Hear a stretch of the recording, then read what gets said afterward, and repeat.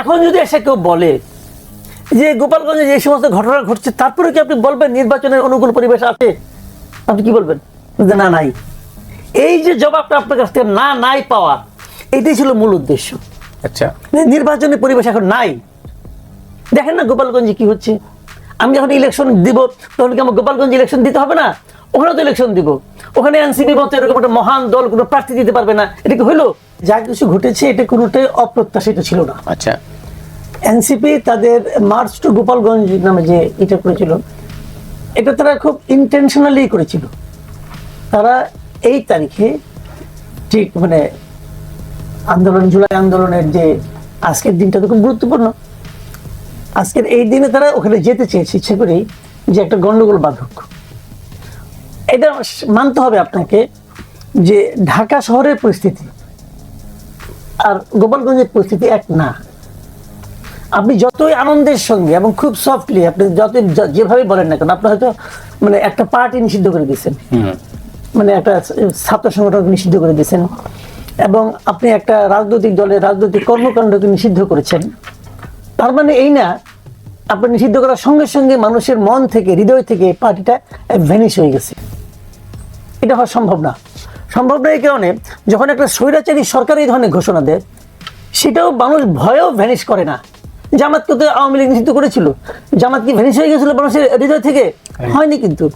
তো এটাও সেরকম হবে না। এবং এই পার্টিটার যে মূল নেতা, পার্টিটার মানে গঠনের পর থেকে আমি বলবো, সেই সমস্ত নেতৃত্ব কিন্তু গোপালগঞ্জ জেলা থেকে। গোপালগঞ্জ জেলার মানুষের হৃদয় আপনি বলতে চাচ্ছে সবাই এখন আওয়ামী বিরোধী হয়ে গেছে। ওখানে এই এনসিপির যে লোকগুলো বিভিন্ন মিটিংয়ে যায়, যে ঠিক আছে আমি মানলাম যে গত 17 বছর শেখ হাসিনা এই দেশে একটা স্বৈরাচারী শাসন কায়েম করেছিল, তারা আপনি সমালোচনা করেন, কিন্তু তারা যেভাবে অযাচিতভাবে বঙ্গবন্ধুর সমালোচনা করেন, জাতির জনক বঙ্গবন্ধুর সমালোচনা করেন, যেভাবে অপ্রয়োজনীয়, এটা প্রাসঙ্গিক না, তবুও করছেন। তো এটা তো ওইটা উনি গোপালগঞ্জে দাঁড়িয়ে করতে চাইবেন। আচ্ছা, আর গোপালগঞ্জের মানুষ তাদের ফুলের মালা দিয়ে অভ্যর্থনা জানাবে, ভাই এটা বাস্তবতা না।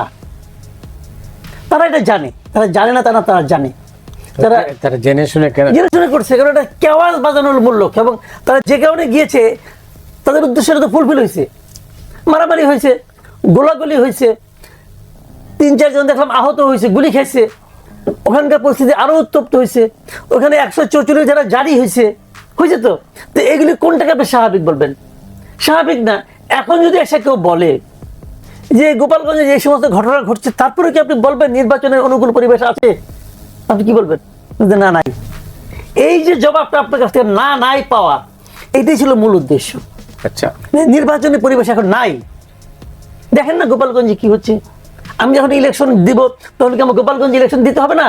ওখানেও তো ইলেকশন দিব। ওখানে এনসিপির মতো এরকম একটা মহান দল কোনো প্রার্থী দিতে পারবে না। এটা কি হইলো?